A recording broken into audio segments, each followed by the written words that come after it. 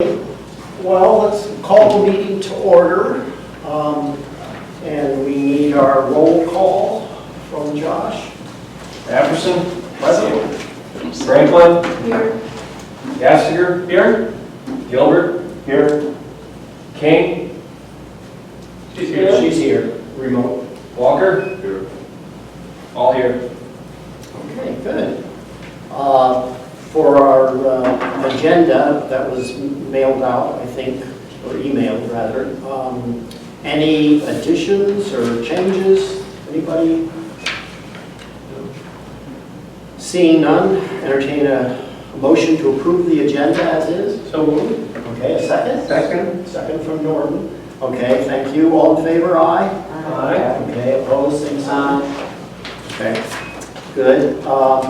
The minutes were available through the website too. Any changes or additions?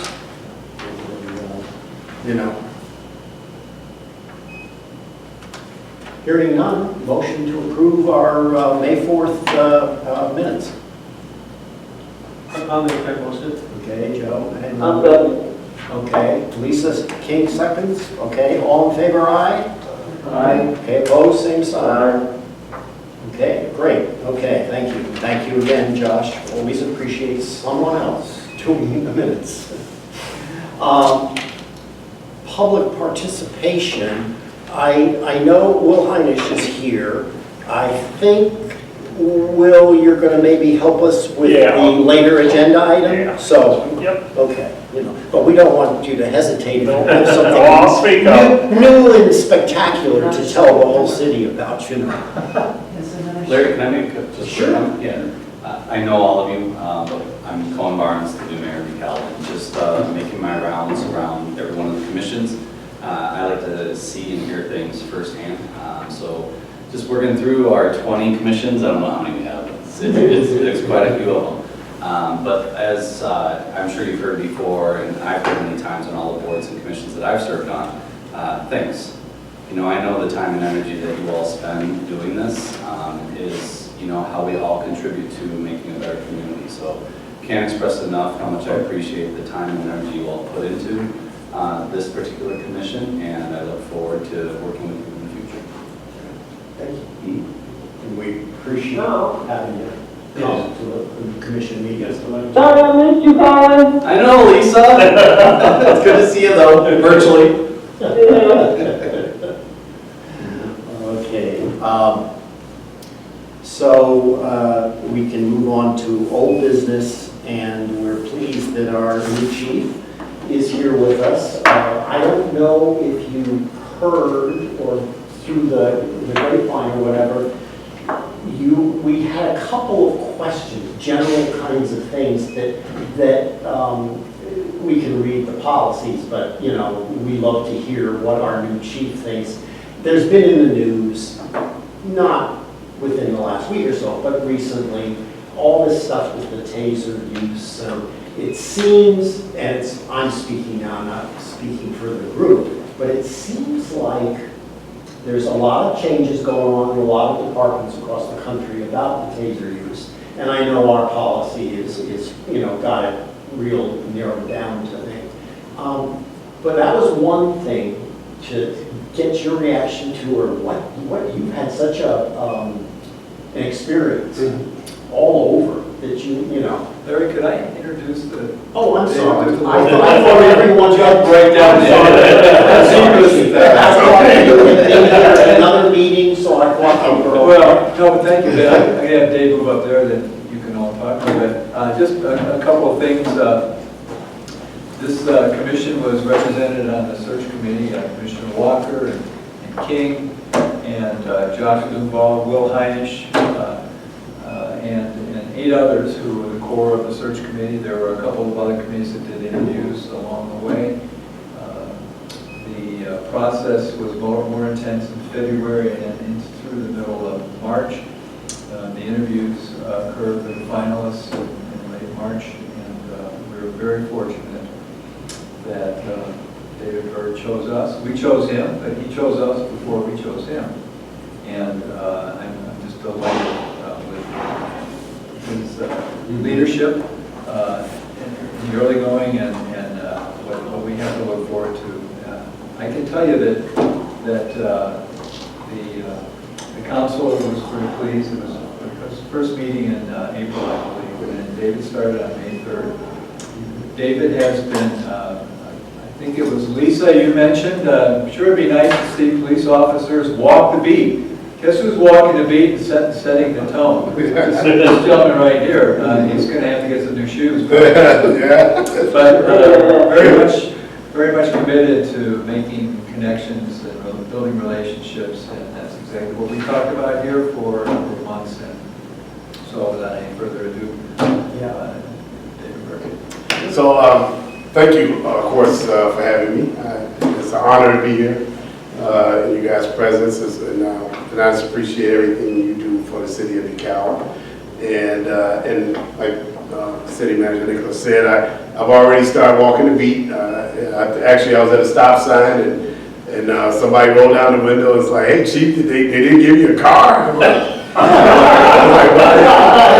I just chose not to use it today. And then one day it was hot, and he was like, "You're going to need some water." I'm like, "Well, you didn't offer me any, so I'm glad you told me that. I'm probably going to need water, but they didn't offer me any." So, but that has been, I believe in some of the old style policing in certain areas, some of the tactics like walking the beat. I think that's important. I've been doing that since pretty much the first week.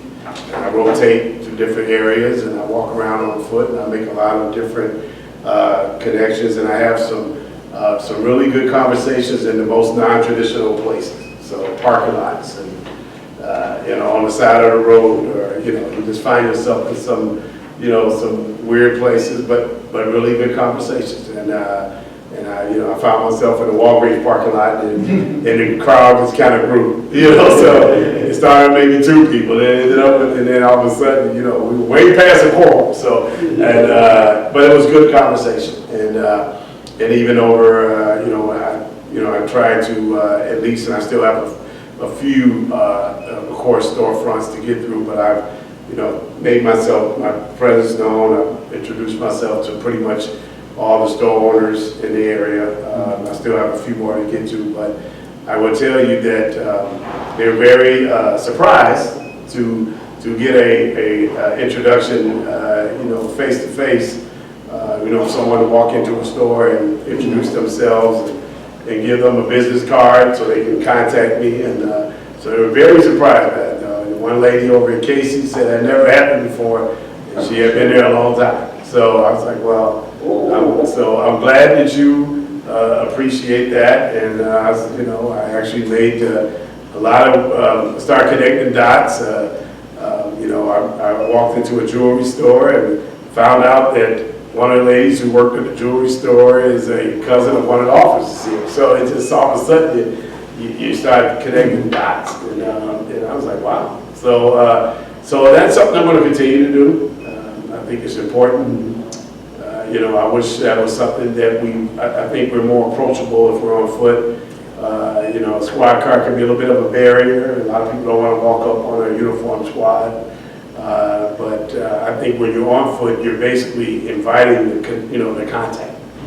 When you're in a squad, it's not always the case. So, to be honest with you, law enforcement officers are trained not to allow people to walk up on their vehicle for the most part. We try to exit out prior to, because that's a pretty, to be honest with you, it's a deadly spot to be sitting in a squad when someone's approaching. So, if they, especially, of course, if they have intentions of causing you harm.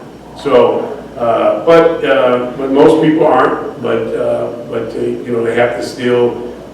You want to. We always talk about. You practice. You train and practice the way you play. And, it's similar. So even though, even if it's a troop of Girl Scouts selling cookies, we would prefer you get out of the car and make contact with them, just so you stay into that posture and stay into that rhythm. Now once you get out of the car, your communication is different. Your contact is always going to be driven by whoever your audience is. But the practice of getting in and out and not being complacent and sitting in the squad car is what we do not want. So So I've taken that step, you know, and I leave, a couple of gentlemen walked into one of the convenience stores, and as soon as they walked in, they were just like, oh my God, you know, I was like, we didn't see your squad car. I'm like, I know. So, you know, so they expected to see the squad, they didn't see it. So when they walked in the door, they saw me, and they kind of got startled. So, but I really did have amazing conversations, and like I said, this will be a continued practice for me, you know, going forward. Can't promise you that when the snow starts coming down, if I'm gonna be treading through that, but maybe, it just depends. So, but I will definitely, when it's weather like today, there's no reason for me not to get out and get my steps in, as I say. So that's just one of the first things I thought was extremely important to do, and I've already taken that step and figuratively. So, Good. but thank you for having me. But Steve, I'm not there, obviously, I'm here. Yeah. But welcome, good to see you again, and I'm glad, because I do think that makes a big impression. I agree. On people in Cal. And you know, it's a two-way street, it works for everybody involved, so welcome, and if I had known you and Colin were coming, I would have tried to push some things. No, we're happy that you're comfortable on that sofa. You stay. We appreciate you, know. Thank you so much, Lisa. Thank you. So I know you had some couple questions. Well, there were just some, when we had some other meetings and stuff, and Bill had suggested that we have you firsthand, maybe try to answer. There has been some, the recent news things where there's been what I think a number of people would say is an abuse of using the taser or whatever. And I know we've got it narrowed down to a very, you know, strict kind of thing where hopefully that type of thing wouldn't happen.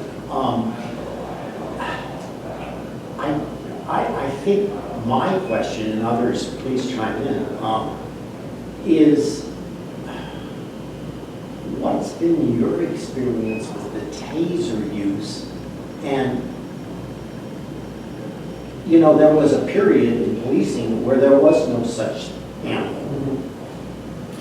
Right. So my sort of wonderment is, okay, if I'm a police officer, and what if I had been trained before with taser? So in my training, there was the usual stuff about what do you do if you've got a suspect in there, you know, whatever, and they're running or they're what, you know. And then all of a sudden appears a taser as another option. Right, as a tool. Yes. Yeah. What's been your experience with officers Well, when they finally have that taser? Yeah. How do you change your mindset to appropriately use it when it's so easy to just? Well, it really is, to be honest with you, really, of course, there's policy on this, and there is a progression of force. Right.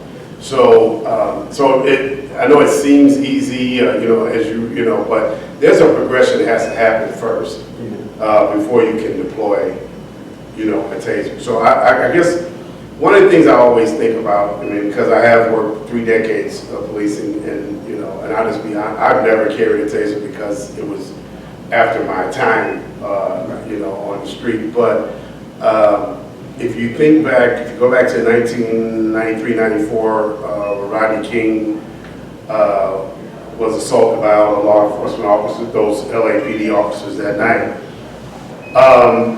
You know, they were using batons. So they were using, and it was, you know, and you can sit there and you can count the strikes. And I talked about this a lot of times with officers, because at no point did they ever try to handcuff them. That wasn't their, they weren't there to handcuff them, believe me. They were not there to make an arrest.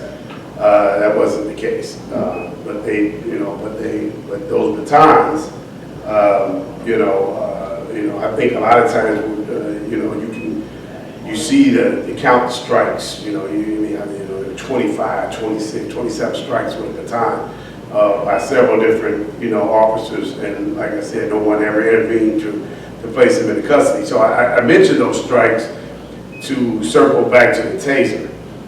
And I'll tell you how at least as an executive, and I'll just go back to my Illinois State Police days.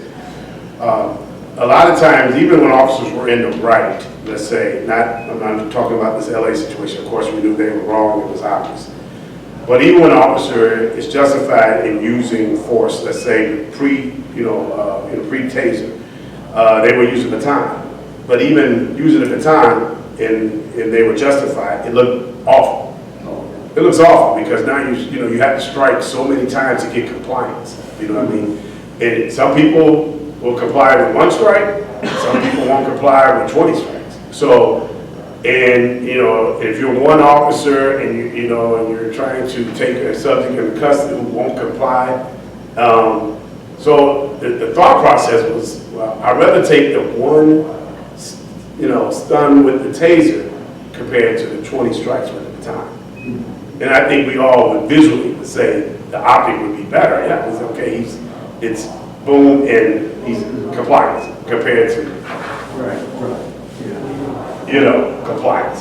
So that's how we got to the taser. And I'll be honest with you, it's an extremely good tool to have, as long as you we talk about is that you know the progression, and every officer does.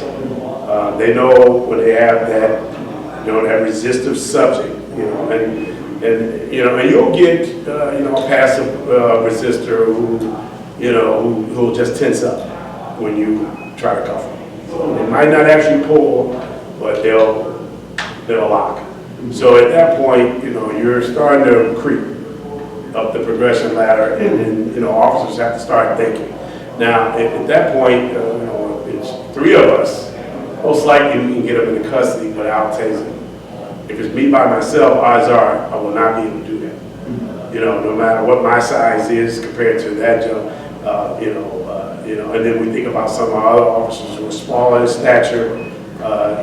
Things could be a little difficult for one officer to take, let's say a bigger subject into custody.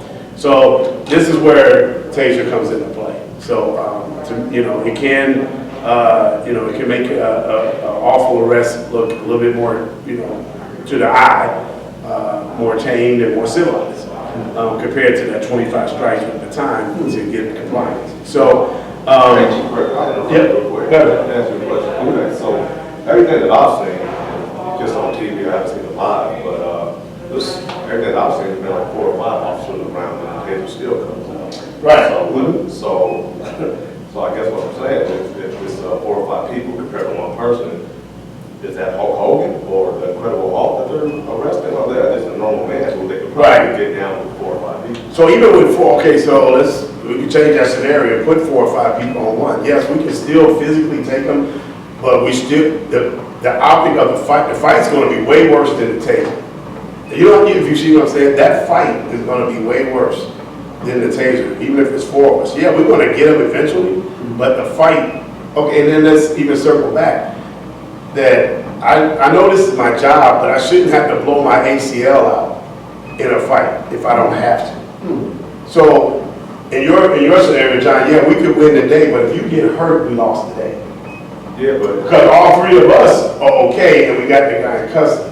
But John is laying over here with a blown ACL, a broken arm, a vertebrae issue, whatever the case may be, where we could have easily say, hey, look, if you're not going to comply with all 4 of us, we're standing right here with police presence. Something should tell you right then and there that, if I walk in and 4 police officers say, hey, turn around, you're under arrest, I'm pretty sure going to do it. But everyone doesn't comply that way. So my only concern with that is that, and like I said, John, even with the 4 officers, the progression still has to be in play. So if he's an active resistor, then the taser is going to be in play. And as you said, you talk about 4. It depends on who those 4 officers are. Now, if all 4 of those officers are 6'5" and above, then I can say you have a case. But most of the time, the officers are here, and then also you have to think about the skill level of the offender. So which we don't always know. So what I mean by that is that, okay, we don't know the skill level of the offender when we get out of the vehicle. So sometimes those offenders are well trained, maybe even trained better than we are in certain martial arts or some other type of skill set that they might have. They might be a boxer, you know, sometimes you run into professional boxers. So we're at a disadvantage as soon as we get out of the car because we cannot match the skill level. And to be honest with you, it's not our job as law enforcement to get in a fight. We shouldn't have to fight. You know, it's not like that. We use of force is always, you know, either equal or a step above, depending on the situation. We don't, you know, I don't expect one officer to fight with someone to get them in custody. One, you know, because at the end of the day, goes back to skill set. If your skill set is stronger than the officer, that officer is going to lose the fight and he's going to end up dying in the long run. Because now you lose, now you end up on the ground, he disarms you, and then what do you think he's going to do at that point? If his whole intention was to cause harm to you in the first place, you're in trouble if you try to get in a physical fight.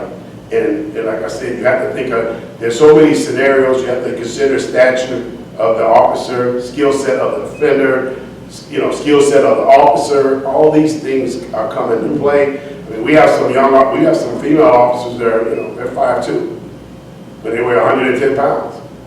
Chief, So, and I'm delighted you're here, and thank you, and welcome. Thank you. I ought to know this, but I don't. I assume that there's some protocol that you follow, that you announce what's going to happen. In other words, if this Taser. person is resisting, say, Taser. fella, you know, Yeah. if you don't kind of, you know, help me here, you know, this is going to get more serious. Yeah, there's an alert that goes off with verbal, you know, and most officers, you know, and this is where the de-escalation component comes into play first. So, and I had a conversation with a young lady on the street about de-escalation alone. And a lot of times, you know, the de-escalation component is extremely important because you want to try to, you know, we come, you know, look, there are certain times when there's no de-escalation because as soon as you get there, if someone is stabbing someone, there is no de-escalation. Right. You know what I mean? It just depends on the circumstance.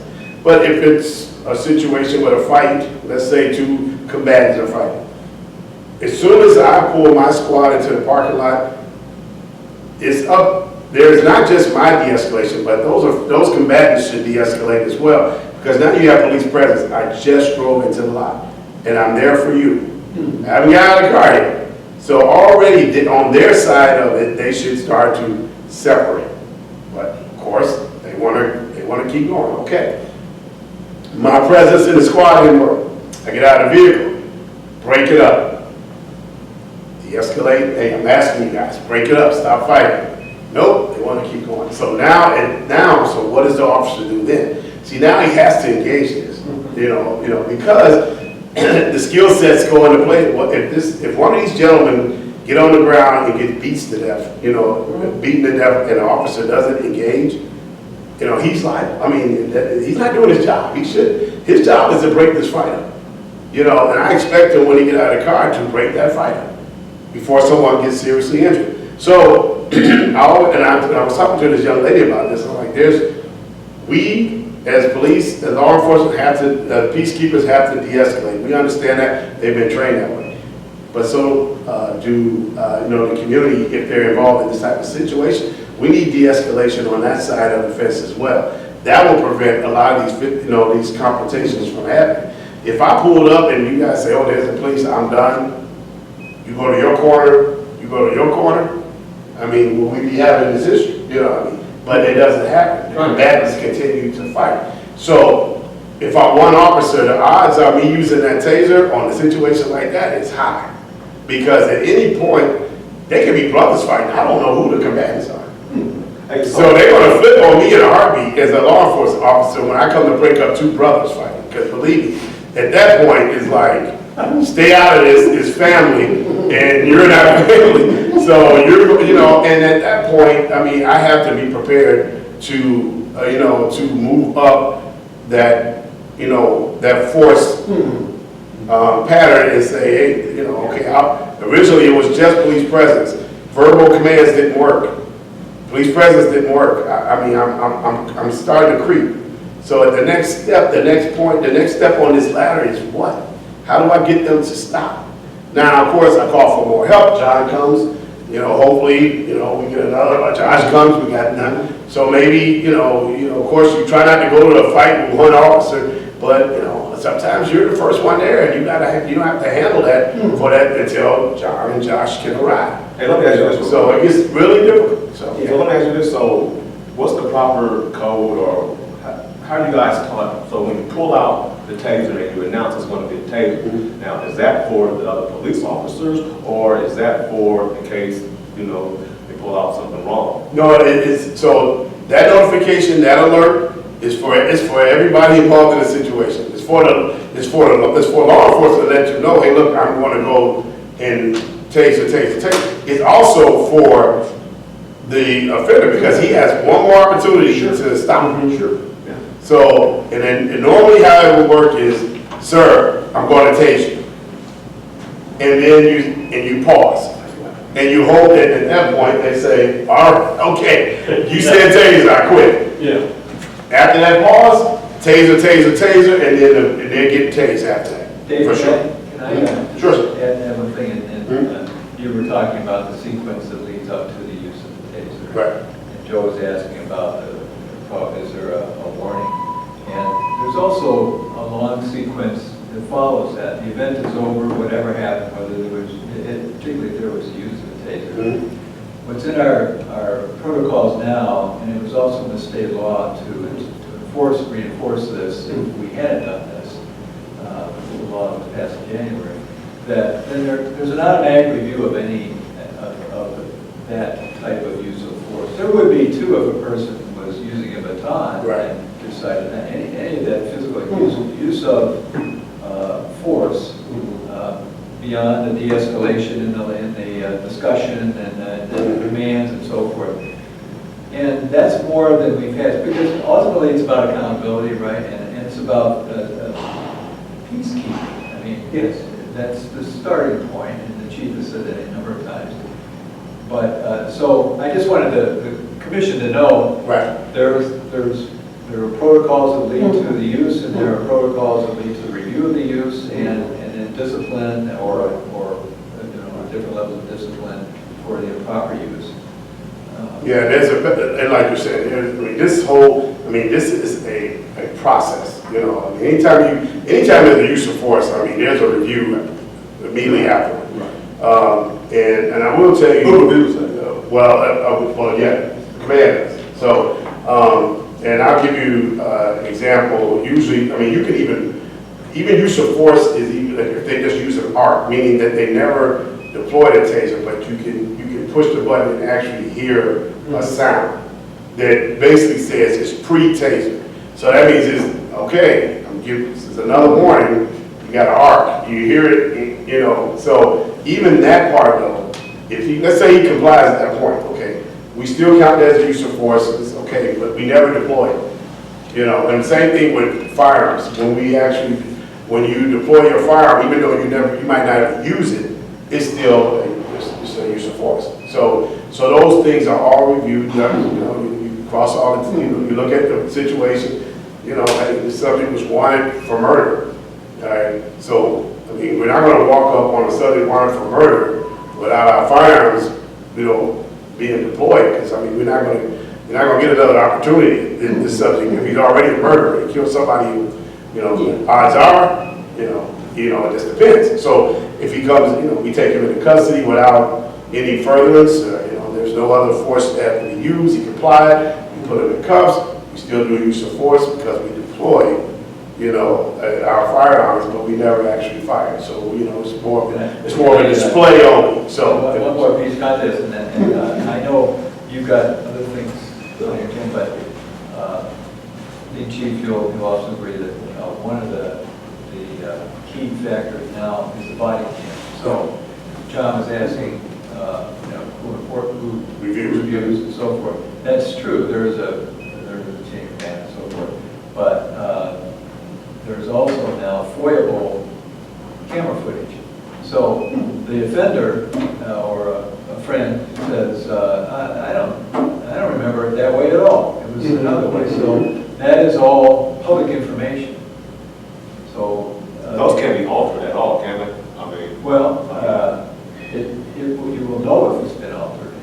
takes some skill though. Yeah. Yeah, And people just shut down. Well, Hotline, that need to be done. So it can be turned off, Can't be done. it can only be turned Sure. off for a couple of things. One Maybe way closed. you alter it is you think something's gonna happen, you know. and you try to terminate the You video. can't do that anymore. There are a few exceptions and the chief.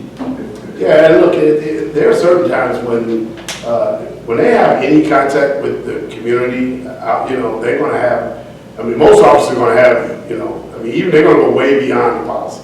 You know, I mean, if I would, you know, most of our law enforcement officers, they're gonna have that camera running anytime they interact with someone in law enforcement business. So, I mean, that's pretty much, I mean, that covers a big gamut of things. So, you know, anytime you, of course, traffic stops, any consensual encounters, any calls of service, you know, those are all going to be recorded. When they get out of the car, they're going to press that button so everyone can see what they see. So, so if there is any kind of law enforcement business or law enforcement action to be taken, those are going to be videoed on the body cams. And like I said, we review those all the time. So we do random reviews. So I can just pull up your name and say, okay, I just want to look at Wednesday. And pull up Wednesday, hit Wednesday, and let me just see what he did for the day, and you can view everything. I have one other concern that was brought up to me, and so I'll just Sure. relay it, but about the employment of social workers, which I think is a great thing, which I think the fact that you have somebody on staff that can see officers are encouraged to talk to, I think that's great. I think when we've spoken to other chiefs prior and before, we've heard about the number of calls the officers have, you know, how many and so forth, and the fact that, you know, officers on the street are likely to see the same time 6 times, 11 times, 12 times a week, you know, because this person has some mental health issues, and when you don't know what else to do, you call the police. And so if this person is, you know, locked himself in the bathroom at the coffee shop, same officer talks to the same person, come on, George, it's okay. You know, those kind of situations, which takes a lot of time and, you know, and takes attention away. So having social workers that can come out on calls like that, I think is a great thing. The one concern that people have expressed to me is a concern that if you have a social worker, let's say, who's, you know, 5'2", 110 pounds, you know, and so forth, and so are the officers so protective of this person that it causes complications? Like, are you going to let this person do her job and talk to, you know, so-and-so, you know, who's having an episode? Yeah. Or, you know, are you going to step back and let that person do it? And I will tell you that is that's a tough situation, I'll be honest with you, because when you're dealing with a mental subject, their actions can change on the drop. Yeah. So they might be cooperative to a point, and you know, and then all of a sudden they might punch this person. So I mean, our job is to protect them while they're on this call. So and so we want them to do their job, but not to their peril. I mean, we don't want them to get hurt in the process, because they have no way of stopping this. They haven't been trained. They don't have any tools that we have. All they have, really, all they have is their mind and their ability to communicate, and that's all they're using. So, so a lot of times, you know, and I will just tell you, my position on this is, of course, let them do their job. But of course, you know, I mean, this is more of a team response. You know, I'm going to step back, and I'm going to let you do your job. But I'm going to step back.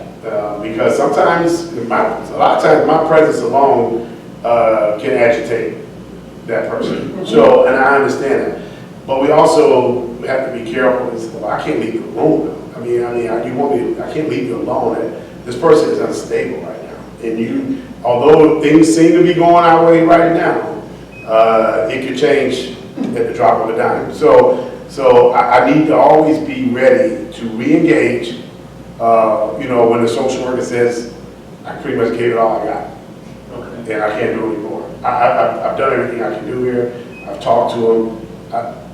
You know, I mean, we're an hour into this, you know, and I'm really trying my best. Or all of a sudden he just attacks, for whatever reason. And just like, you know, and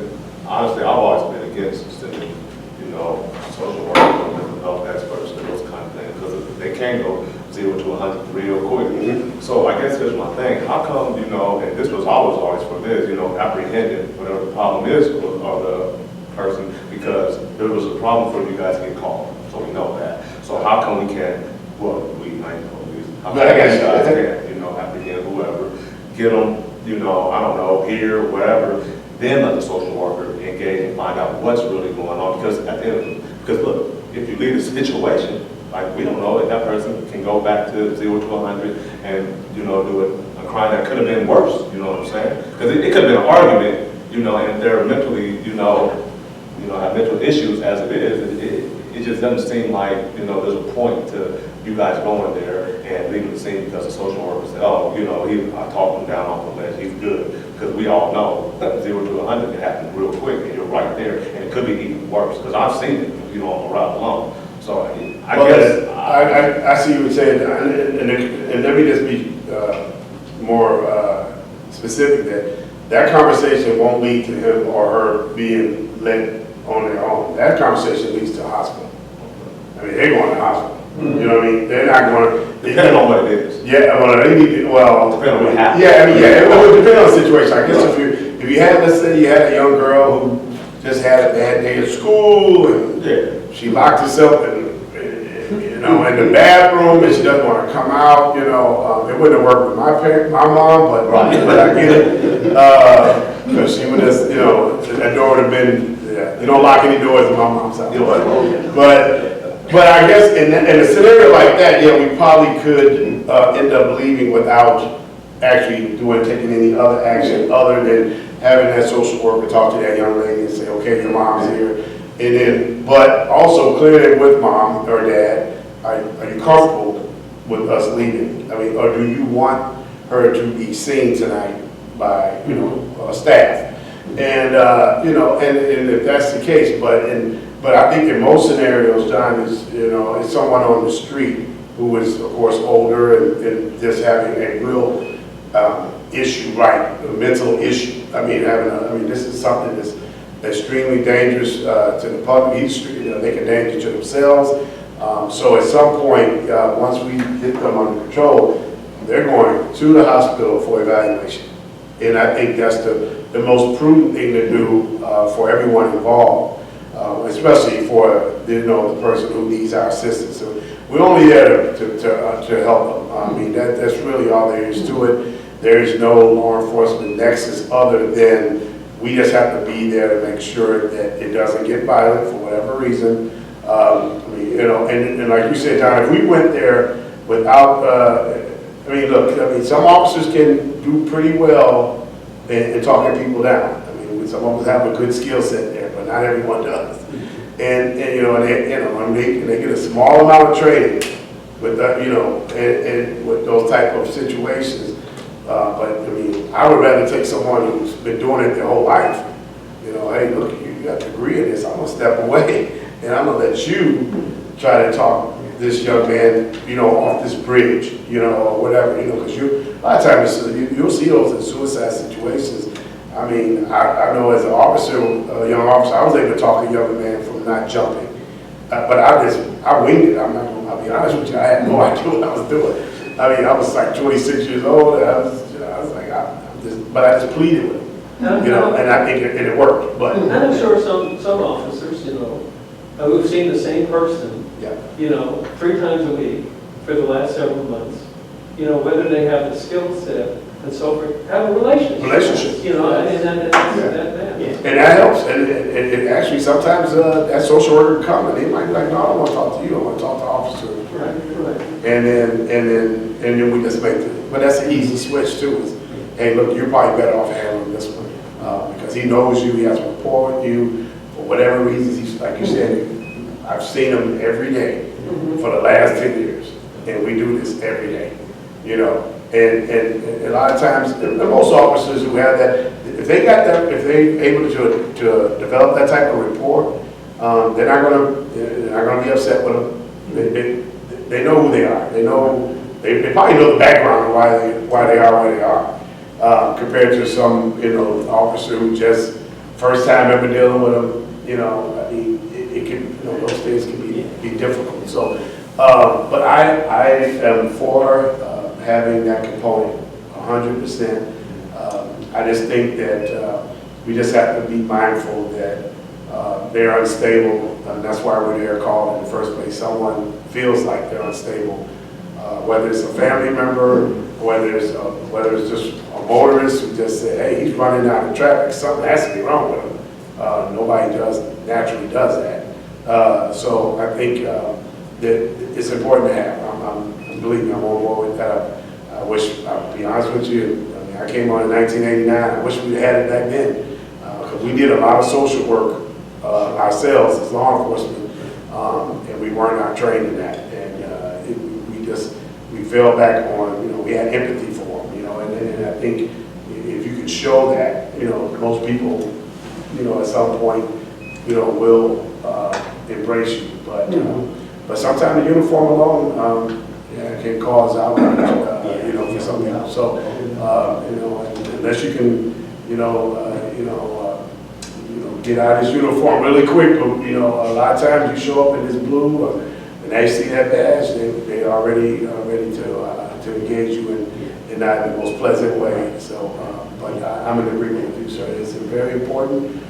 We're glad we have that component here, and I think at the end of the day, I think we'll see, you'll see this trend. It's already started. I mean, most departments are at least trying to have some type of impact like that. But you see a city like Chicago, where CPD is so huge. I don't know how they're going to hire enough people for this. I mean, to be honest with you, here in DeKalb we can do it. I mean, believe me, this is we haven't hit a threshold yet where we're up to 100,000 population. And, things will start to get a little bit more difficult as the population grows. But right now, we're in a place right now where we can handle this. That's good. Hey, let me get back to the taser real quick. So, let me explain this one to me.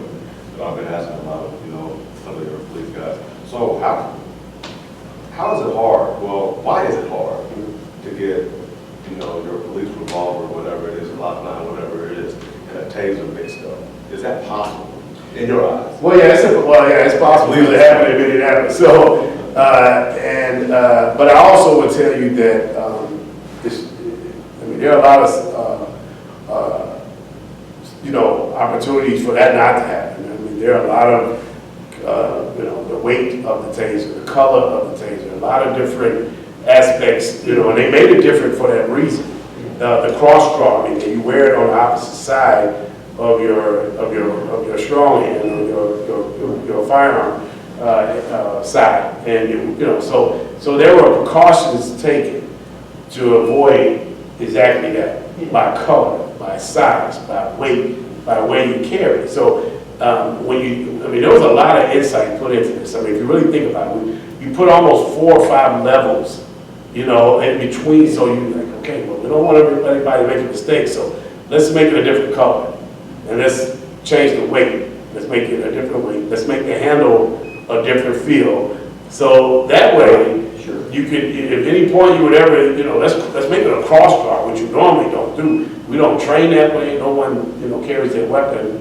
So there were things done to avoid exactly what happened. Now, I will tell you that that young lady in Minneapolis was a seasoned officer. She was an FTO. Now, but this is where Officer Wellness comes into play.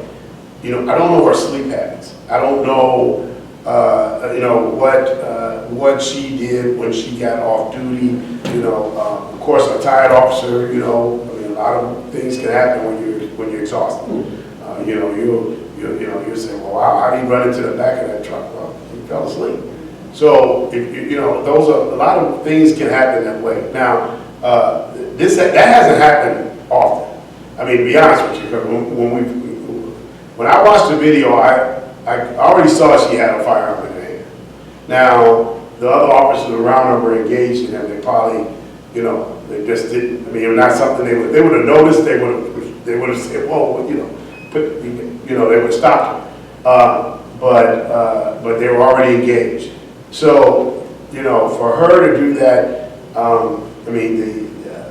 the speed of everything, I still don't, I think because we put all those precautions in play, even the speed of the incident, I still don't think that should have happened. I don't know how to, I agree with you, John. I've never with all those levels of precaution put in, it's almost, it's hard to fathom that she would do that.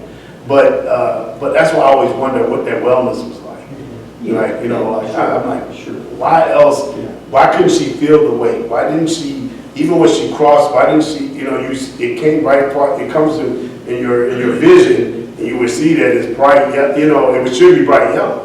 But the fact is, she didn't even cross-draw, so she came right here. So that would have told her right then and there, and you feel the weight is totally different. That's what I was. If you put them in both your hands, you could tell the difference. I mean, it's not like, it's not as close as holding a mop and a broom. I mean, yeah, you could probably get that mixed up, but we understand it. But, you know, but it's totally different when you can feel the weight. It's just totally different, you know. It would be like holding a cup and a plate. I mean, it doesn't feel right. You know? Doesn't fear just come into be a factor? Sure, I mean, yeah. Absolute, terrified, whatever it may be. Yeah. Adrenaline. Is a big part of it. Yeah, adrenaline's a big part of it. That's why. Hold on, stop, please, hold on. I have, what? Hold on.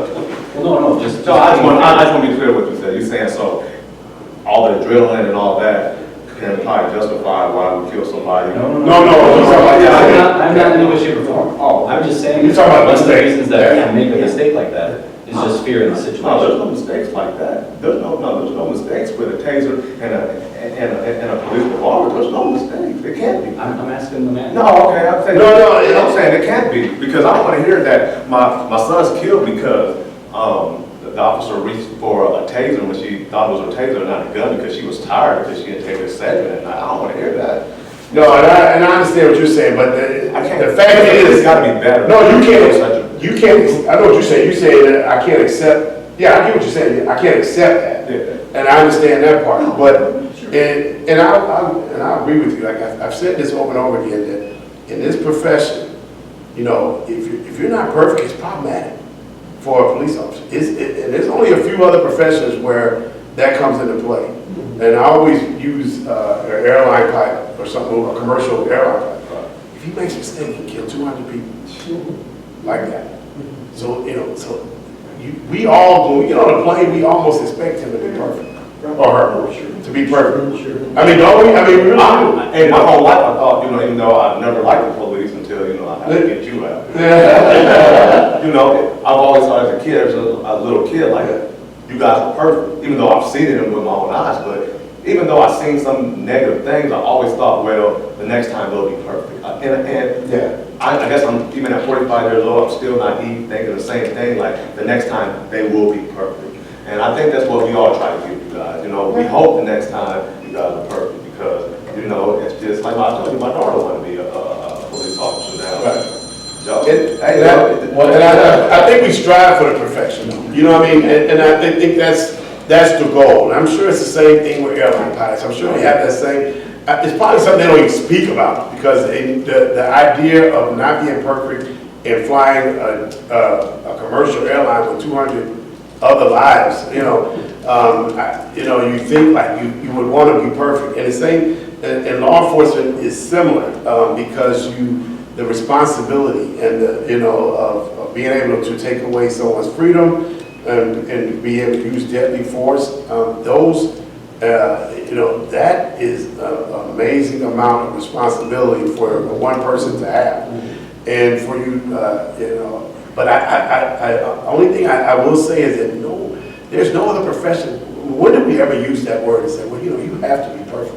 You can't make mistakes. But if you can't really do think it. about it, there's a play that we could all watch called All My Sons, and we could talk about this. Yeah, When you sat down in this chair, did you think about it? right, just did it. I mean, when you go up to a stoplight, you have trusted that somebody has maintained. I mean, it's in many, many, many areas that we just do the blind trust. I mean, have you ever tried to put diesel in your gas tank? No. Do you think somebody's an idiot or crazy that would do that? If you're in a certain mindset, You could do it. I've done it.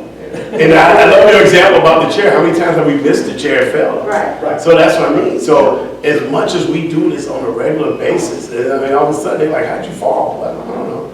I mean, I missed it. Well, you missed it. You should be perfect. Come on, you sit in the chair all the time.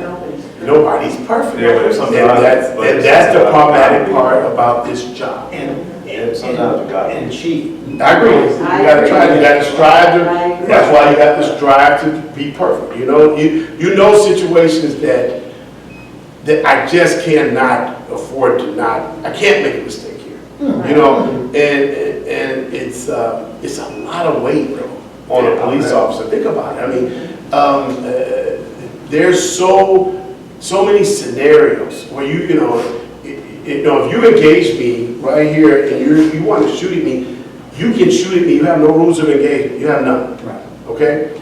I have a list of rules of engagement, and I can't fire because I have someone in your backdrop. If I miss you and hit him, I'm liable. You don't have any of these worries. You know, and I think a lot of times officers, you know, that's a big dilemma. It's not like the military, even though the military has some rules of engagement, but a lot of times when they're put into battle, it's war, it's different. Law enforcement, it's a totally different ballgame, and rules of engagement come into play, and we should have, don't get me wrong, that we should have them, but I just want you to understand the whole piece. It sounds as though you're describing a layer of regulations, ways to proceed, ways that are not appropriate to proceed, and that's all there constantly. Always constant, and So that goes from your training. You have a weight Yeah.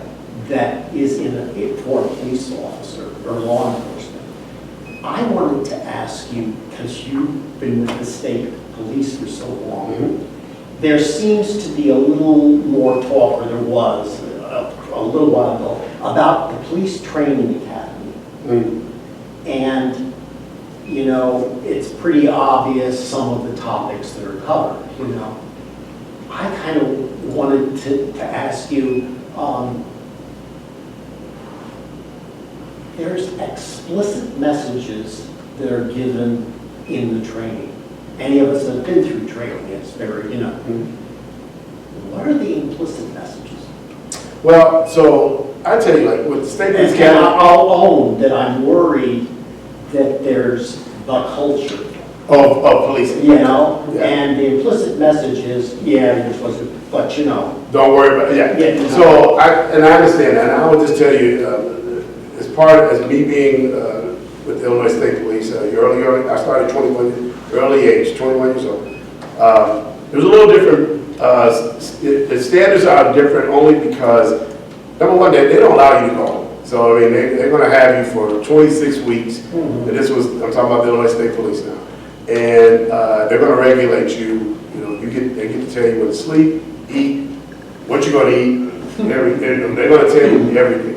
All right. So the key is that you get this unbelievable training. You know, it's textbook. You go down the list, says you have to do it this way.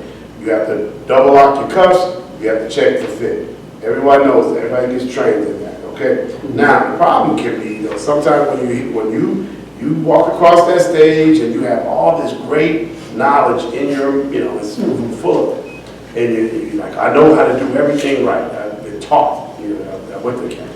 And then you could get, as soon as you step in and as soon as you get into a district, you know, you're gonna have the old salty dogs every now and then. They're like, well, yeah, don't worry about that. That's, you know, we don't do it that way here. Now, I'm against that because that's taken away from the training that they learn. Now, I will tell you though, there are tricks of the trade that need to be taught that might not have been taught in the academy. When I say tricks of the trade, it's just like, hey, look, you know, you don't. Yeah, I know normally you would say, hey, you run and jump this fence right here. Well, I'm telling you that I've been working this beat for this many years, and I'm gonna tell you, don't go in that gate because there's a dog in that gate. You need to go around this way. So there are things that are specific for that area that should be taught separately that you're not going to learn in the academy. You know, you're not.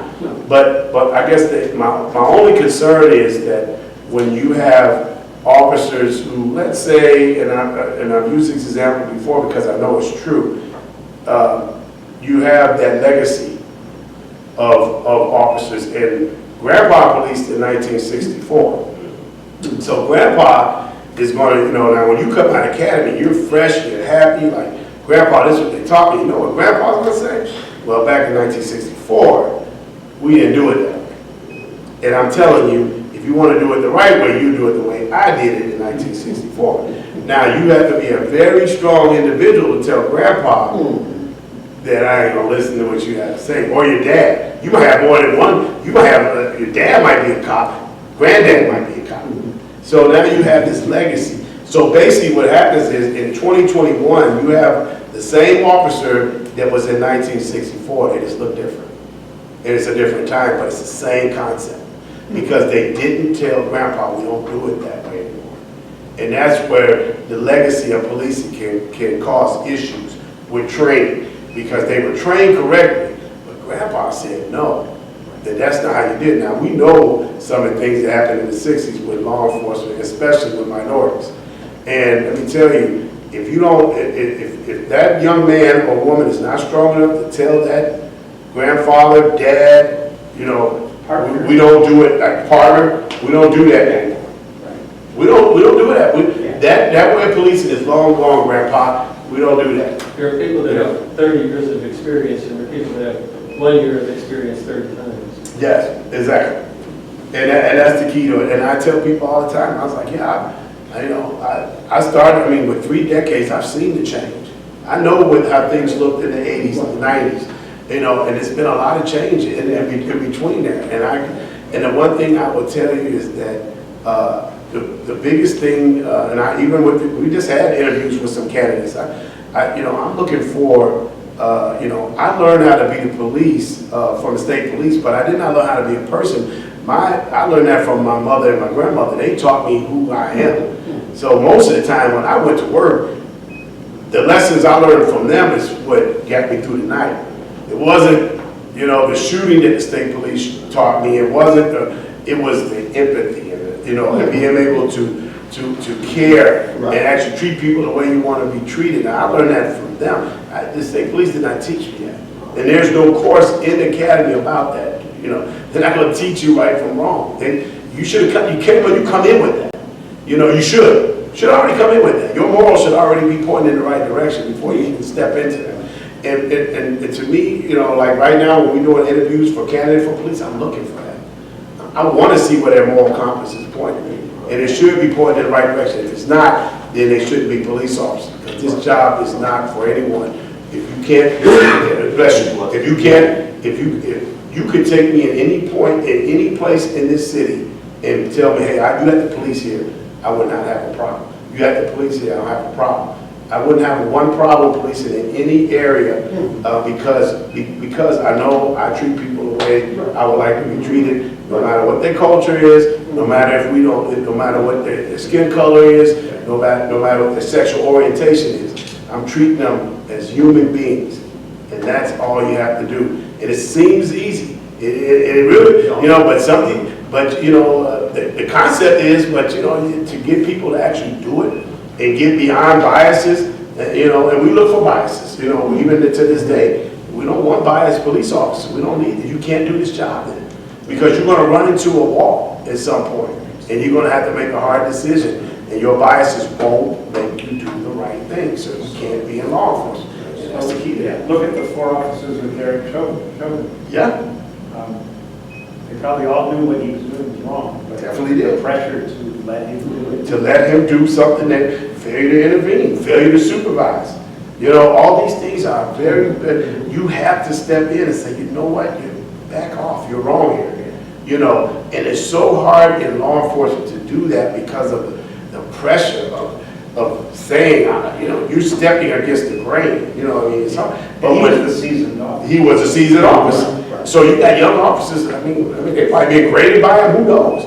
But you also know right from wrong. Though. So at some point, you just have to stand your ground. And I think now that when you have a movement of that, all of a sudden, what used to be the majority is now starting to be the minority. And that's where we have to get. We have to have more officers who say, hey, you're wrong, don't do that. And all of a sudden, and it's up to us to pick the right people to come in this unit. That's even more important than anything. That's why interviews for candidates, for law enforcement, they have to be, we have to be tough on them. We have to ask questions that's going to reveal their biases ahead of time. And we get way out in front of this. And so that person he never makes, you don't have to worry about it because he's not going to ever be in a uniform. He might do something else for a living, but he won't be a police officer. And I think if we can, the more we can do that, the better we'll be off in the long run. Well, you've certainly convinced me that our screening committee that the city had for the hiring of the next police chief did an excellent job. Well, thank you, sir. I appreciate that. Thank you. It's impressive that it's clear you have a good, solid grounding and the training that you can handle the two and the spread of all that and the difficulty. And I will promise you that that's what we will do as a department, because at the end of the day, it starts with me and it trickles down. So, strong leadership, all these things are important because they already know ahead of time. It's not going to be allowed, and it covers all the ground, all the mistakes, all the biases, not going to happen. And I think it's appropriate since you've been so gracious to come and you're obviously never home anymore. If you see the next day or the future, some role that you think the HRC can assist you with the goals and what have you, Yes. by all means, don't hesitate to contact the group. Oh, I will not. Obviously, as you I will talk not. with Bill and he can get an email out or whatever, there may be. And it may be that it's just stopping by on one of our meetings and you say, this is probably going to occur in the city. You need some feedback on, Yeah, and a lot of times you need that. As a Yeah. leader, you need that candid feedback. You need other people's point of view, Right. because I think that's really big. To know what other people think. I wouldn't want to say that you don't have great resources. Oh, I do. Our city Yes. manager Yes. or our now Another mayor, mayor, yes. but sometimes, No, I agree. because some of these folks have got a good and depth of experience in some tough situations. Yes, and I can understand that, and I know that to be true. So, And I will tell you that, anybody, I told people a long time ago, I still learn every day. I learn every day. And, I learn from somebody, even kids, I tell people, I can learn just from these walks. I've learned a lot. well, that's what I've always thought. I learned a lot. I mean, people are telling me some things that they made me think about. Made me think. I mean, I go home and you know what? That was actually that was thought provoking. I sat there and sometimes you can't sleep at night because you can't turn your mind off because you're trying to remember all the, like tonight. I'll probably do it tonight because that's talking to you guys. And as you know, I think that's what your experience is, John. Mm-hmm. You're out on the route every day and you're encountering these human stories. Yeah, well, he don't do that. He just walk around smiling. He may be a little charming or something, He walk around taking all my people out. They love him now. I don't like him. I want the other dude, really. See, now last time I took him to Buffalo Wild Wings and I took care of the bill. Okay. No, real quick, I will say about him, the one thing that I will say, and I told the search committee, my wife and I was watching, when I read his, you weren't lying, was it? When I read his application, it stood out to me more than all the other ones because of just some of the things he said. But me, I don't trust really anybody. It took, like Bill knows, it took me almost a year to trust him. But, the thing, it was like God hit us one night because we're watching TV, and normally I was telling, I think Josh and Bill this, I don't watch Fox News. It's just one of those stations I just rather not watch it. But there is a, beautiful little lady on there. So I said, oh, like this. But anyway, so, and everything came to light because he was talking about how much he cared about his officers. And, I'm like, well, everybody puts that on the application if they want to do a job or whatever. You better put that. But he showed himself because he was on Fox News giving an interview because one of his officers, I think he lost his life. And this man, you know, big, strong, you know, nice white teeth. He was almost in tears trying to get the interview talking about it. And I was like, oh, is this Chief Bird? And I'm, you know, and then, you know, I zoomed in and it was him. So it just validated everything I thought about the man. And I think for the Cal, this is huge. Like, honestly, man, I've been, you know me by now, I tell like it is. For this, I've been in this area for almost 30 years. You honestly are the best thing to happen to this town right now. And like I said, we can't expect you to change everything and all the problems. There's no possible way. There's going to be idiots that do things that they do. But for me, and some of the people I've talked to, and some of the people that look up to me, and some of the people I look up to, for us, you know, you've been probably one of the biggest, best things that ever came to this area for us. So I appreciate that. yeah, Appreciate that. Don't worry, I got you next time. I'll pay you. Man, he was like 45 minutes late. That is totally right. And why was that? See, here we go again because he stopped. Because there was a crash, that's right. See how he is, right? I know. I'm also saying Larry Enforcement Search Committee did an excellent job. That's why we were there, to do an excellent job. Yes, ma'am. And Chief Bird, right, head and shoulders above everybody, just so everybody's clear on that. Thank you, Lisa. I really appreciate that. Thank you. And thank you so much. Well, I appreciate you, and I'm glad that you're a Chicago public school student as well. That's right. Let go Eagles. That's right. And I really thank you for it. And I really, I'll stop at this, but I really appreciate these type of conversations because, and just like I encourage this when I'm on the street. I just learned so much, just, you know, sitting in the barbershop, you know, barbershop talk is amazing. So that's when I used to go, but I don't have to go anymore. But so I only go for the conversation now for sure. I don't go for any other reason. And but the young guys in there, you know, telling me, you know, how they feel, it's really, it means a lot to me. I can sit down and have conversations with them, real conversations, and you know, and I think at the end of the day, they know, you know, that you're going to be treated fairly here.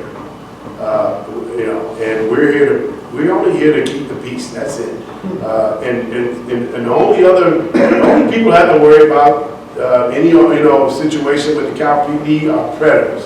If you're a predator and you're a menace to society, yeah, you have to deal with this. All right, because that's our job, is to keep. Because there are people out here every day who are only out here for one reason only, and that's to hurt one of you guys. You know, if they see you, they will do it. If they think they can get something for you, they will take it from you. Yeah. So though, if that's the case, and they do not care what color you are, they don't care. Man, women, they do not care. And I've seen it, and I know it to be true. And you know, so if you're a law-abiding citizen, you won't have any issues with us at all. But our job is to chase down and arrest predators. It really is. Yeah. And I think there's no one in this community who does not want that to happen. You know, we have children here. You know, there are predators who feed our children. You know, it's our job to get out in front of them and interdict them, and that's what we're doing. Well, thank you. Thank you very much. Thank you For giving us the time No, that you have. We I appreciate it very much. I enjoyed it. I really enjoyed this. Thank you very much. Thank you. Sir, Good. We have a few updates with all the landlord-tenant stuff. Larry, maybe we should say you're welcome to stay. Oh, yes, of course, you're welcome. I'll listen because the landlord-tenant thing is kind of interesting. So. Yeah.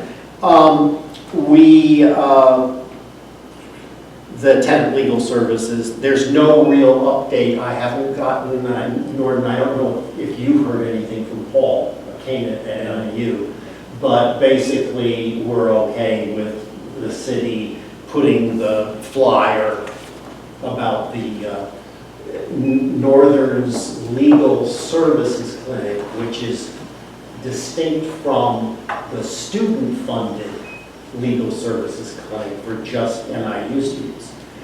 They also have an internship part of the law school. And that is this particular, I'll give you one of these. I think it's already on our website. I think it is, I tried to check. After the last meeting, I think you asked. Thank you, sir. Yeah, and as you may well know, when the embargo on the eviction stuff is up, you know, as Will knows, there are going to be more of this whole eviction stuff. So this could be a service for those in our community, a family renter, a student renter, whatever, you know, it's just a resource. So there's no further update there. As I said the last time, we won't know more of details of what service they could provide until we're closer to the fall semester. So that's that one. The task group has been working, you know, on this massaging the Chapter 10 ordinance and also working on a welcoming packet. This is just what I read you.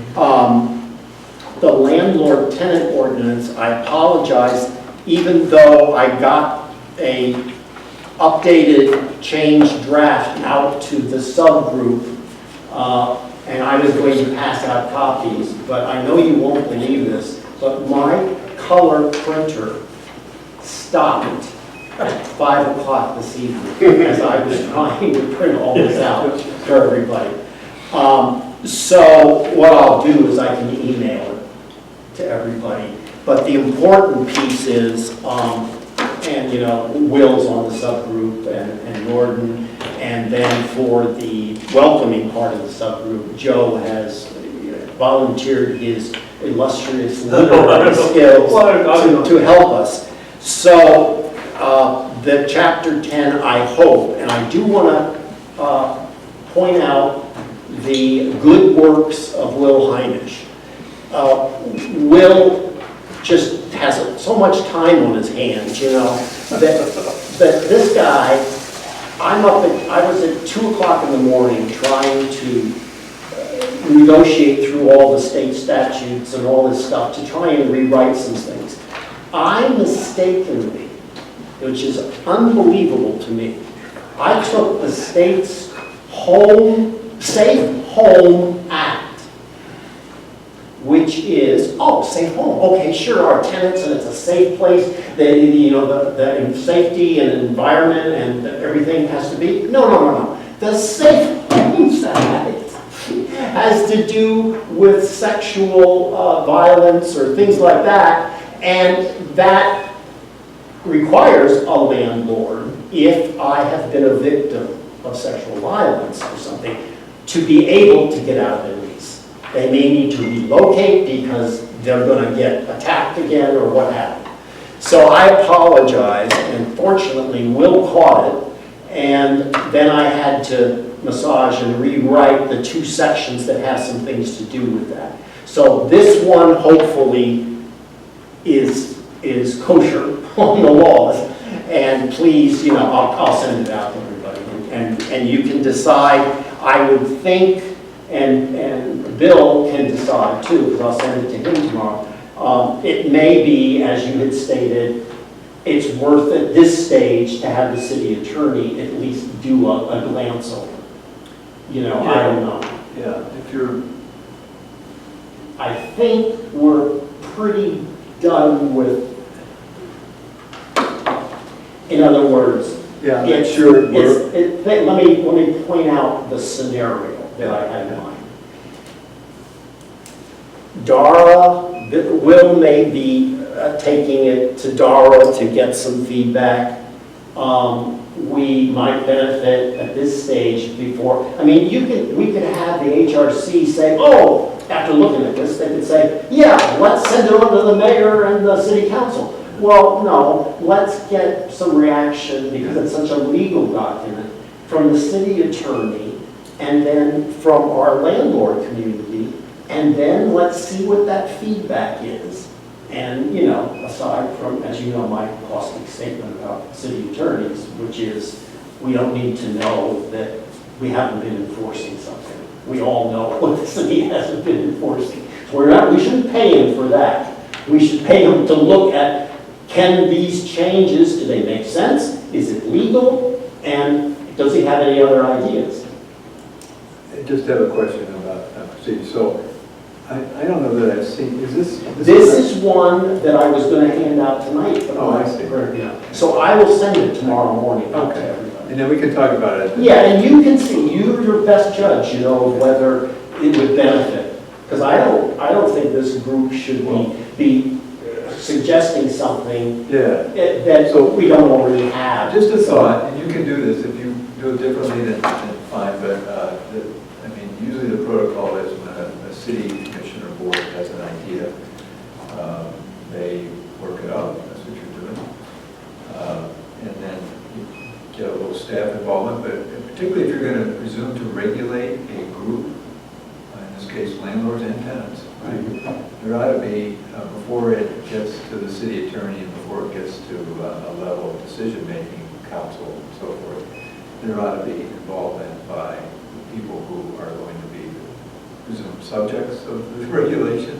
We've always done it that way. I don't know when we haven't done that with a regulation. Now, if it's a theoretical piece, that's a whole different thing, but this is something where you're going to regulate how business is done and how people who are part of that are constrained. And that's So I would, and that's how we got started, and we brought in some landlords and people who represent the DARA. And Will is here tonight to talk about something that might be of interest and might fit into this. Right. So I think it's not sued yet, is what I'm saying. And before I give it to the city attorney, I'd like to know, are there going to be more changes? I don't want to have the city attorney involved in billable hours and then, and it's 3 months later, we're working on a 5th draft. You know what I mean? It's okay. That's how I would recommend it at this point. But you suggested that we have both the tenants, the landlords and the tenants. Unfortunately, the You tenants. can't get the tenants. Very hard. Yeah. Well, then let's go with what we have. Right. And that would be a responsible group of landlords to take a look at it and hear. Why not? Now, you don't know hearings, but you could have a discussion. Like we've had tonight on a really good discussion, I think, too, about a topic that's of much interest.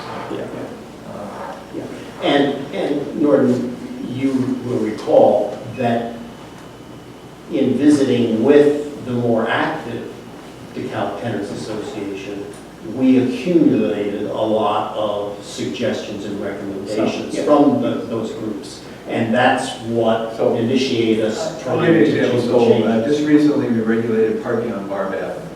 There were a lot of residents that live there. What if I just brought that to the council and said, you know, we've been sitting around, and the city engineer and I and our staff and our police department, we think we ought to do this.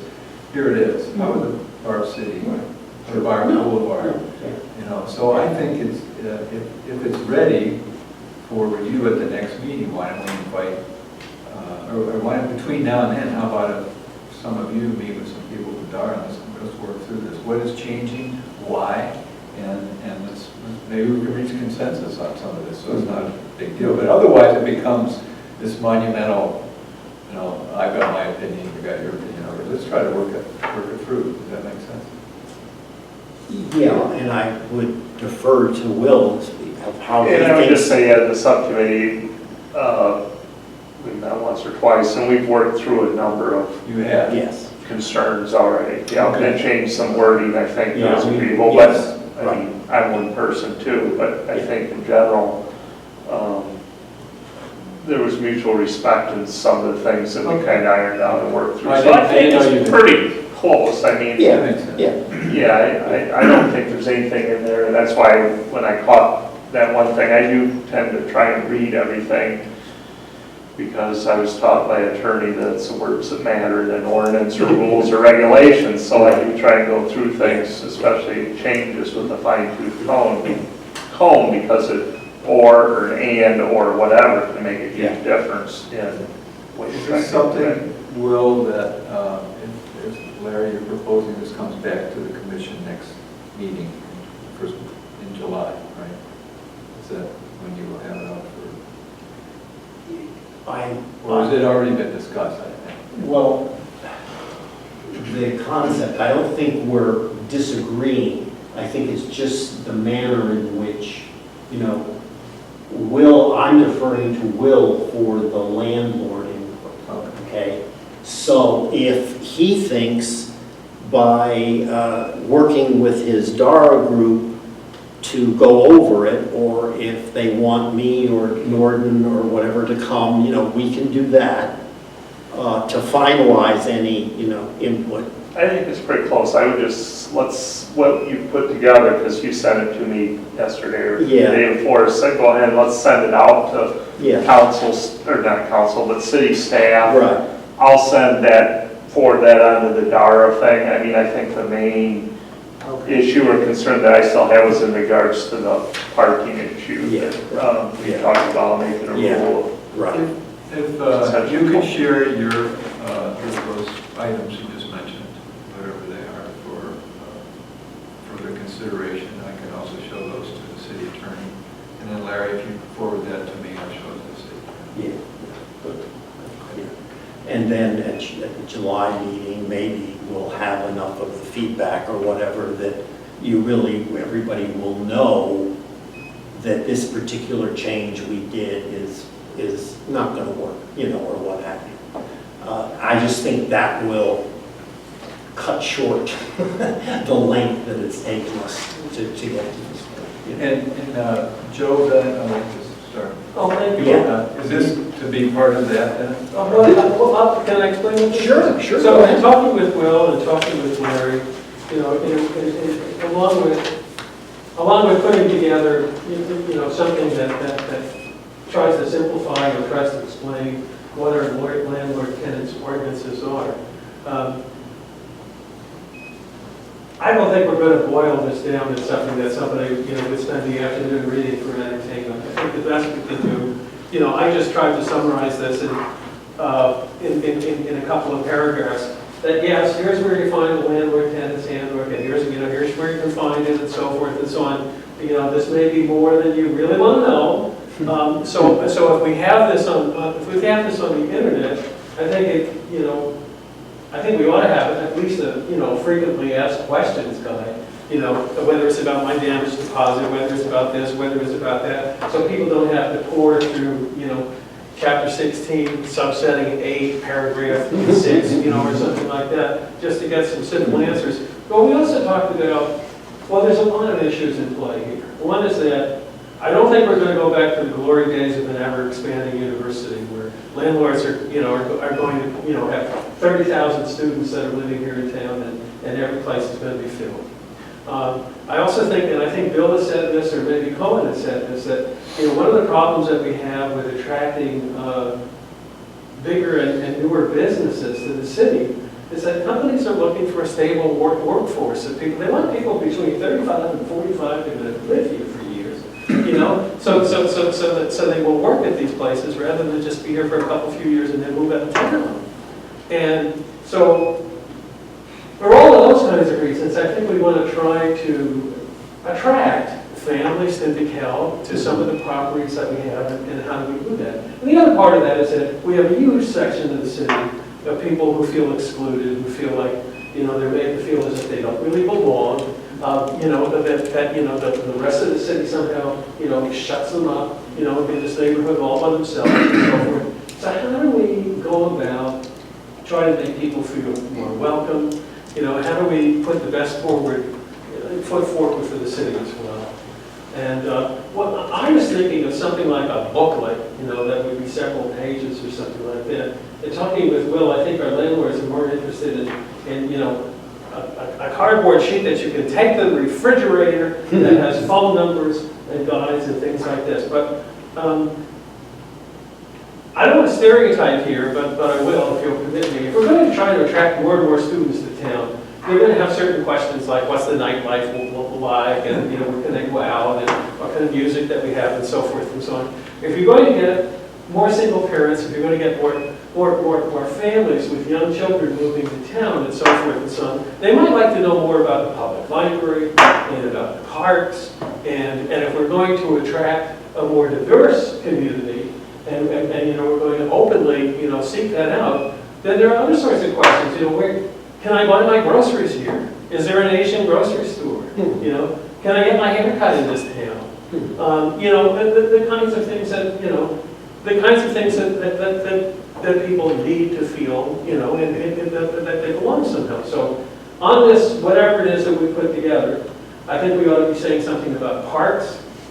You probably saw in the newspaper that, you know, they just opened a splash park and, you know, over in Welsh Park and so forth.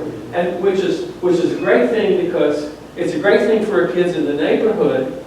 But the point of it, but when we talked about that in the Eddie Glidden North Green Space, you know, committee, we talked about getting kids from other parts of town to want to go there. So if people bring their kids there, say, hey, you want to get a sandwich? You know, or you know, get something to eat, or, you know, hang around. So it's not, you know, so more people from other parts of the city see this as a destination somehow.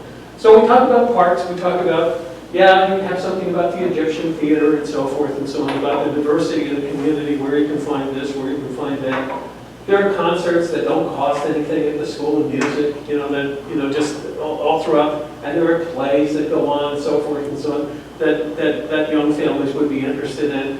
Who are some of the major employers? You know, what are they looking for and so forth? And then community services. And that would be, yes, you know, you can get sports physicals at the health department, and you can get your kids vaccinated there for school, and it's not going to cost you an arm and a leg.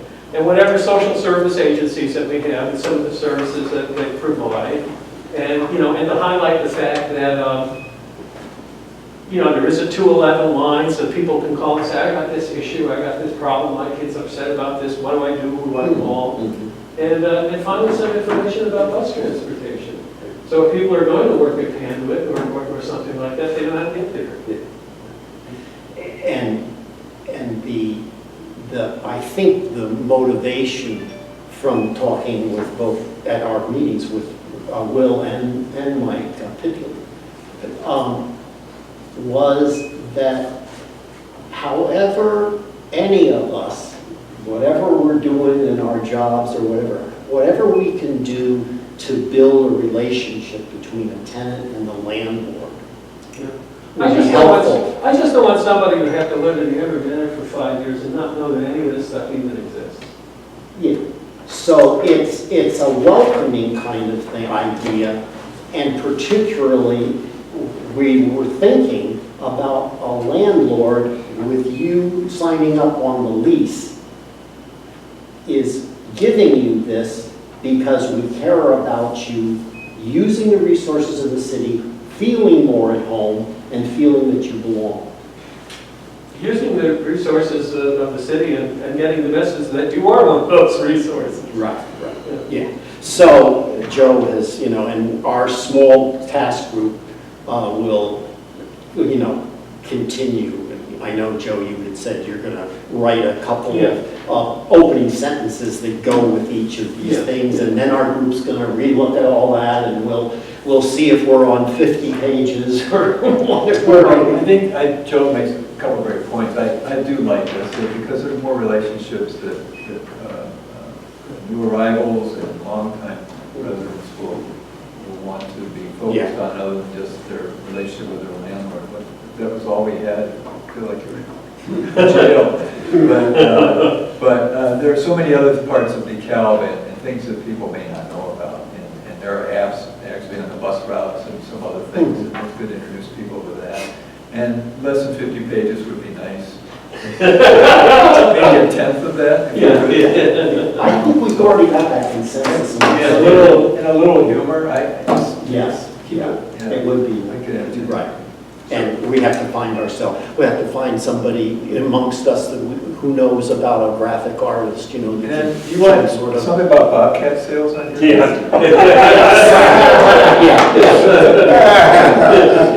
Yeah, we're soliciting sponsors. Frequently asked questions like, who's that name?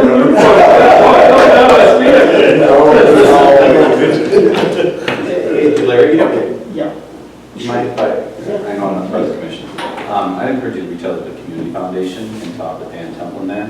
They've had a couple initiatives lately that are apps that, whether it's tourism in our community or getting information out, you know, rather than a booklet, which is static, which means you have to reprint it all the time, you have to get it in people's hands and it has to be readily available. You know, communication is getting to be pretty widely used across all sectors with smartphones. Having an app that might have access to that information that's specifically targeted to the Cal community might be a path to go down, and I bet the communication, or the Community Foundation would be interested in that. Yeah. And then, of course, potentially the hackathon event that happens at Northern Illinois University, there could be a correlation that happens there as well. But I think an app, that way you keep Oh, I think information fresh. that's fine. I just want something that can stick on the refrigerator and say, what was that phone number? Sure. I mean, You it's know, what was that? URL to the app. Yeah, that's fine. Yeah, who never, and who doesn't want that magnet, right? Everybody always wanted that magnet to tell you who to call, you know, I mean, Right. you have them all over the place, but they were perfect. So. No, if it were 15 pages, it would have to have coupons for pizza, you know, so you Yeah. throw it away. Oh, yeah, Really? that's true. But true, but true. This may be a stereotype on that, but Actually, Joe, that sounds like a good idea. Coupon. I'll defer to the mayor on that one, Lisa. clearly students live by Well, I their think that's a selling point. Yeah. I do too. Clearly, students live by their phones, and Yeah. but I would guess there's a certain segment of the community that wouldn't, that isn't as tech Very savvy. possible, and I would not know that from Yeah. perspective on coding, but it'd be interesting to identify that because paper is problematic Right. for communication in an Mhm. ever-changing world, especially the pace of changes these days. Yeah. So figuring out a way to maybe shift that, if the market's there and it would be accessible to digital content. And I'm only bringing it up just because I know the Community Foundation specifically has been doing some things along these Yeah. lines that there might be interest there. Yes. Larry, the other thing I was going to say, if it's all right, I'd like to share what you send us with the Director of the Students' Legal Assistance Office. Because he's dealing with tenant issues, and we don't really have much input from tenants, but Okay. as a Yeah. representative of tenants, he may be Yeah, she should look over each saying that these different, the ordinance the ordinance and, and handbooks. yeah. We haven't gone down that path. No, we haven't. Good, That's that's a good suggestion. Good, okay. Well, with that in mind and trying not to continue too much later. Lisa, Yeah, I got a question. Given all the briefs that we discussed regarding tenants, I do apologize. no. Okay. Take your time. All right, thank you. Yeah, I was having a moment, I just can't explain it. Anyway, given all of the briefs that we've discussed about the tenants, I'm sure we can find some tenants somewhere to be able to provide some feedback. And I'm sure Will and the lady from Gideon Court and Mike, I'm sure they have some tenants that will be able to have some input.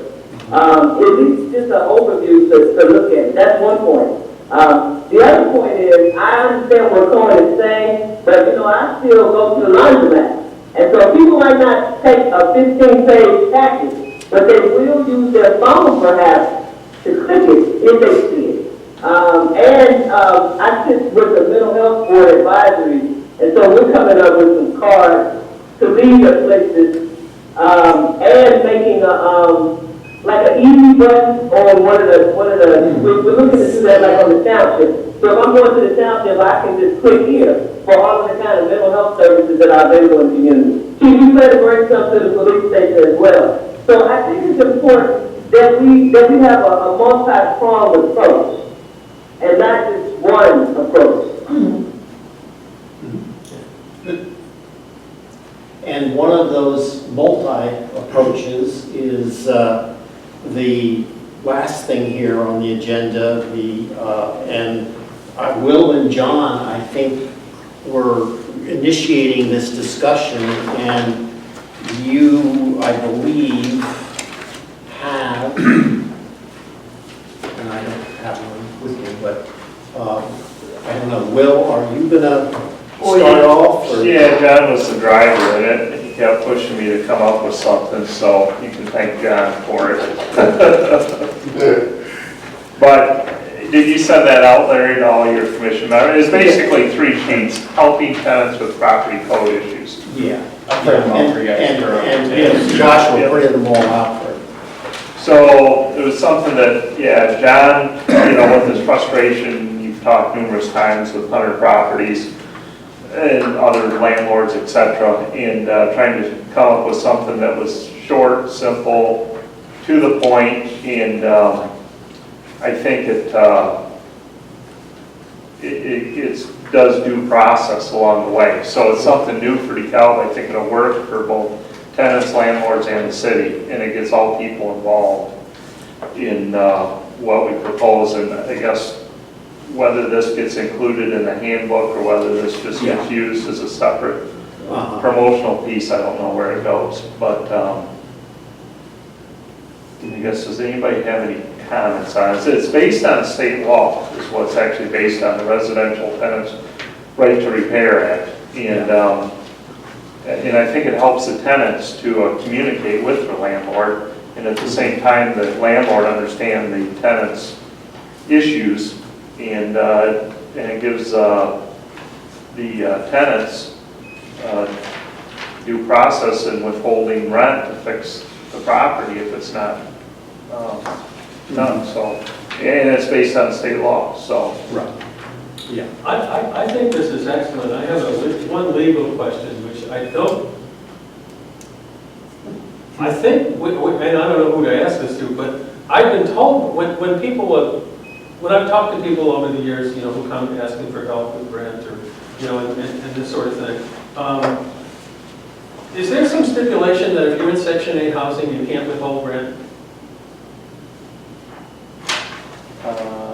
There's something. I think, I mean, because I think if that's true, then a significant number of people would be, I mean, not that this isn't a great idea, it is, and I think we should go ahead with it, but I just want to make sure that those people, or if we can, that we don't ignore those people too. It may be right, I don't know. It may be right simply because the rent is subsidized by. Right. And in the chapter 10, the very first thing about scope. Shelley Burgess is the executive director of the DeKalb County Housing Authority, and is responsible for, in HUD's behalf, managing that program in DeKalb County. Indicated, what was the number, 900 in the It's county? 911 in the county, and it was 600 and change subsidized housing in DeKalb. Housing units, Okay. to give you a perspective. 900. In this document, you provide. So oftentimes that's a touch point for conversation. Yeah. But I think, we'll find out. yeah, I would say that our housing authority is very well run, and if there is an issue, because they have a checklist to approve that housing, that I think the housing authority is pretty responsive. Yeah. And either A, will not to continue to renew those landlords' leases or new leases if they're negligent. Which they did with Hunter Properties. She stated there were So- 4 subsidized units throughout the entire Hunter Properties, and they were grandfathered in for disability reasons where they couldn't force people to move out of Hunter, so they're still there. But yeah, Hunter Properties is not an acceptable property from the housing authority. And that document you provided in here says this act, public housing is excluded from it. That was on. I mean, I can't tell you how many times I've heard people say, I've got to come up with, $312 to pay this utility bill by such and such a time, because if I don't pay this utility bill, then I turn off my electric. And if they turn off my electric, I'll lose my Section 8 housing, and if I lose that, I'll lose my kids. Well, I will say real quick here, the Family Service Agency in the last week or two has been very active with, from the water end of it. I mean, that's a rock star agency to go for these issues, so. Joanne at the CDBG Fund shuffles it right to the Family Service Agency, and they've been doing a lot of work in the last couple of weeks, and if that's a conversation you hear, point them directly to them, because I think the highest I can possibly think of them lately, especially since, the water payments and stuff.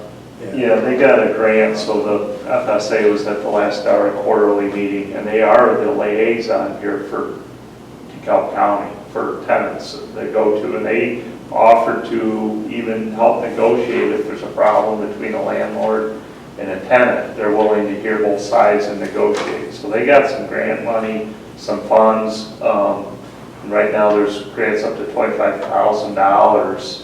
I think it expires June 6th. From that they're helping landlords and tenants fill out forms to get that state money. So FSA is the go-to people. No, they do an excellent, I mean, and without stretching this out too, they do an excellent job. And they also have developed relationships over time.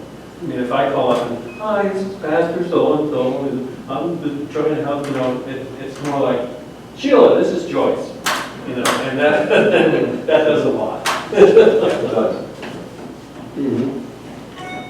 Well, there would be who was a contact. Good. Okay. Will, do you think you'd like to get any feedback if the group? Yeah, if any of looks this at group it? has any suggestions, let John or I know, or any way we can improve it. Okay. All right. Do you So- have the digital copy of what you shared with us? Yeah, I can forward it to you again. Yeah. Just small typos. Yep. I'll play with it. Okay. We'll do, so we can do that, and certainly go over it, see what you think. There, you're of course, you're opening things up to my wordsmith over here. Oh, well. So you may not even recognize it, but, Can I get a scanned copy of that document too? I think Lisa, well, Will or I can I probably can send it to you, Lisa. Yeah, Will's gonna send you it. Okay? Okay. Yeah, well, I need a copy of Joe's too. Joe passed up this. Yes, I'm happy to send that to you, sure. Yeah. And I'll let you send you one to us. Right. I read it. Okay. I'm not. Right? I can't hear you. Oh, okay. Yes, Lisa. And I imagine no later than our next meeting, to give Will any more feedback, but I wouldn't hesitate to email Will, if that's all right with you. That's fine. Because when working with this guy, he seems to be just checking this stuff, he's going. And so you don't hesitate to give him your feedback on this right away. You can copy me or whatever, so. But thank you. I think all these ideas, all this stuff, it's like every organization, especially nonprofits that I've encountered recently, everybody wants to hire somebody that is tech savvy and knows social media and how to utilize it. And, once again, I think tonight we've seen again, the need for that. Go forth and, yeah. Sure. It might be best, instead of sending stuff to Lisa, for Josh to distribute everything Bill's thing and Joe's thing, so we have electronic copies. Yeah, that'd be great. if you could- Yeah, I think there's some communication issues there, correct? Between members and a number of members, so That's true too. why don't we do that? That's a good suggestion. I can BCC Okay. the board as needed, so. Yeah. So Will, what you're I'll gonna send send it it my to way, you. Yeah. Joe, same thing. Yeah, sure, yeah, okay. Great, good. Okay. Thank you. Yeah.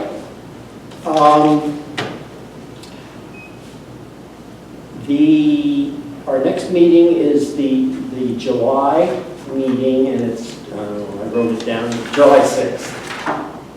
Are we having a quorum for that meeting, or are any of you going to take advantage of of a travel opportunity that hasn't happened for a year and you wouldn't be in the neighborhood? I'm just checking. I was checking. John, trying to figure out where you're gonna golf it. I probably won't be here for that one. Okay, okay. just want to check, because there's no sense, you know. Yeah, I said it's good, but Yeah, okay. I'm only one man. So I guess, not hearing anything else, I guess we're okay for July 6th. And We do traditionally skip one of the summer, summer Yeah. meetings. I will be traveling August, the first week of August. so, okay. Well, I just always throw it out. If you find something out, just let me know, I can send out the calendar cancellation and the posting online. Yeah. So if that's, something you decide 2 weeks from now, I'll be happy to post it as necessary. Right, okay. And that probably coincides with our small task group too, Yeah. that finishing things up or trying to whatever. It may turn out that in that week or later, we'll finally have something, so that might indicate that it would be better to cancel meetings. But for right now, we'll say we're on for July 6th. And unless anyone has any other items, move for adjournment. So moved. So moved. Second? Second from John. All in favor, please rise.